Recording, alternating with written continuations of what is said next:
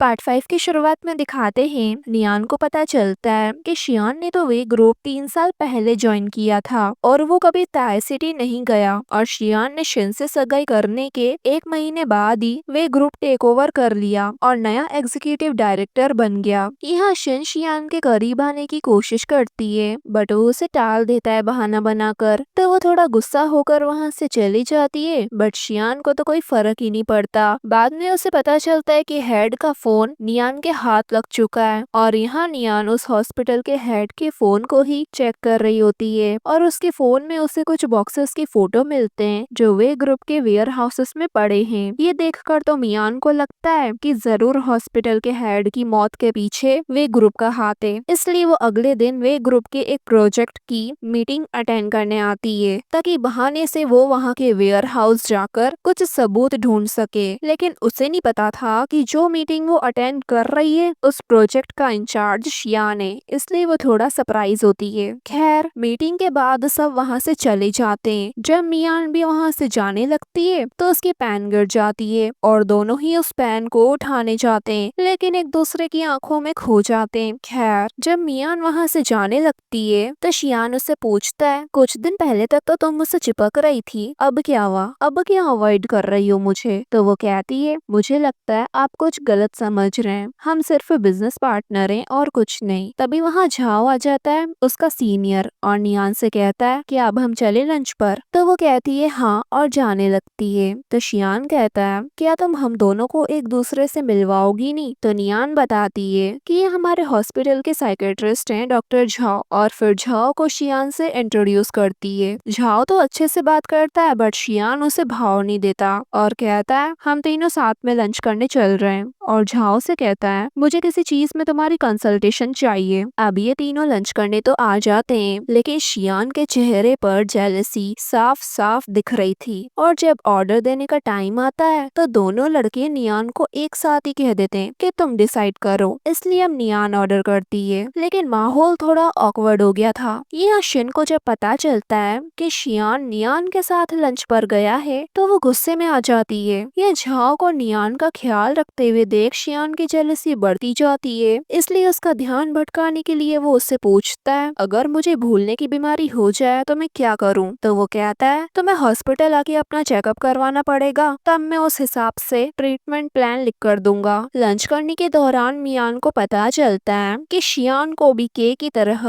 Mango से allergy है। ये सुनकर ही वो थोड़ा नर्वस हो जाती है और बहाना बनाकर वहाँ से चली जाती है। देन वो डायरेक्ट वे ग्रुप के वेयर हाउस आकर उन बॉक्सेस को ढूंढने लगती है जिसकी पिक्चर हेड के फोन में है। लेकिन तभी वहाँ एक वर्कर आ जाता है तो नियान छुप जाती है और तभी अचानक लाइट भी बंद हो जाती है। अब वर्कर नियान की तरफ आने ही लगता है कि तभी शियान नियान को बचा लेता है और दोनों को रोमांटिक पोजीशन में देख वर्कर वहाँ से माफी मांगकर चली जाता है और फिर शियान उससे पूछता है तुम यहाँ क्यों आई हो? तो वो झूठ कह देती है कि रास्ता भटक गई थी बट ऑफ कोर्स शियान उसकी बातों में कहाँ आने वाला था। अब नियान जाने लगती है तो वो उसे रोकने लगता है कि रुको, और ये सुनकर नियान को याद आता है कि जब हॉस्पिटल के हेड की मौत हुई थी तब जिसने नियान को पकड़ा था उसने भी ऐसे ही कहा था रुको, इसलिए वो शियान से कहती है उस दिन तुम ही हेड के ऑफिस में थे ना? लेकिन शियान ऐसा एक्ट करता है जैसे उसे तो कुछ पता ही न हो। देन लाइट भी आ जाती है तो मियान वहाँ से जल्दी से निकल जाती है मगर बाहर आते ही दो लोग उस पर हमला करने की कोशिश करते हैं तो शियान वहाँ आकर उसे बचाकर वहाँ से ले जाता है और फिर उसे उसकी जगह तक छोड़ देता है। लेकिन मियान उसे समझ नहीं पा रही थी और कहती है मुझे पता है उस दिन तुम ही हेड के ऑफिस में थे और तुमने ही मुझे बेहोश करा था। तो वो कहता है मुझे नहीं पता तुम्हें ऐसा क्यों लगता है कि मैंने हेड को मारा, अगर तुम्हारे पास इस बात का सबूत है तो मेरे साथ टाइम पास करने से अच्छा है कि तुम जाकर वो सबूत पुलिस को दे दो। ये सुनकर ही वो चुप हो जाती है। देन वो नियान को कार से बाहर निकाल कर कहता है मुझे नहीं पता कि तुमने किससे पंगा लिया है, लेकिन मैं बस तुम्हें एक एडवाइस देना चाहता हूँ कि तुम कुछ चीजों के तह तक मत जाओ तो ही अच्छा है, और जो आज हुआ वो तुम्हारे लिए एक वार्निंग थी और जरूरी नहीं है कि हमेशा कोई तुम्हें बचाने आएगा। ये कहकर वहाँ से चले जाता है। देन शियान का का सेक्रेटरी आके बताता है कि हेड के फोन में बस कुछ वेयर हाउसेस के फोटो थे और कुछ भी नहीं। तो शियान कहता है उस फोन को डिस्ट्रॉय कर दो और मियान पर नजर रखो।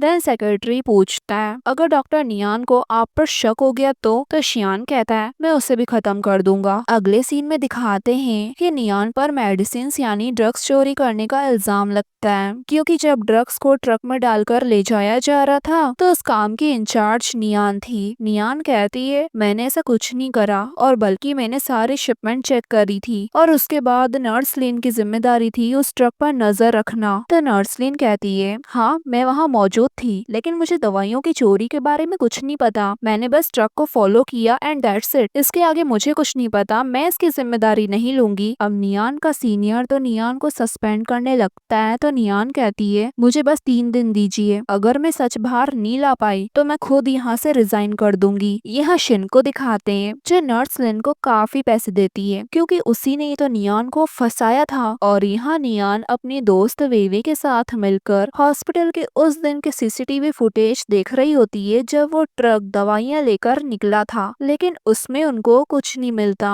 देन वो ट्रक जब वे ग्रुप पहुंचा था तो वो दोनों वो फुटेज भी चेक करती हैं, लेकिन वो ट्रक ऐसे स्पॉट पे खड़ा था जहां सीसीटीवी कैमरा उसे रिकॉर्ड न कर सके। तभी नियान का ध्यान एक गाड़ी पर जाता है जिसका इंजन स्टार्ट था। जब वो ट्रक वहां खड़ा था तो वो समझ जाती है कि उस कार के डैश कैम में कुछ तो रिकॉर्ड हुआ होगा। देन ये दोनों वे ग्रुप के पार्किंग लॉट में आ जाते हैं और जब वे सिक्योरिटी वाले का ध्यान भटकाती है तो नियान जल्दी से अंदर चले जाती है और उस कार को ढूंढने लगती है जिसमें सबूत रिकॉर्ड हुआ है। और तभी वो कार को अपनी आंखों के सामने से जाते हुए देखती है तो उसके पीछे भागती है, जिस चक्कर में सिक्योरिटी गार्ड उसे देख लेता है। और जब वो कार पार्क हो रही होती है तो नियान उसी कार में आकर छुप जाती है और कार चलाने वाले से माफी मांगती है। लेकिन जब वो उसकी शक्ल देखती है तो वो कोई और नहीं शियान होता है, लेकिन अभी उसका ध्यान बस उस गार्ड पे था जो उसे ही ढूंढ रहा था। इसलिए वो डर के मारे शियान की टांगों के पास आके छुप जाती है और सोचती है मैं सही में पागल हो गई हूँ। तो वहीं शियान को समझ नहीं आता कि ये लड़की आखिर कर क्या रही है। और इसी मोमेंट पर ये पार्ट पूरा होता है गाइस।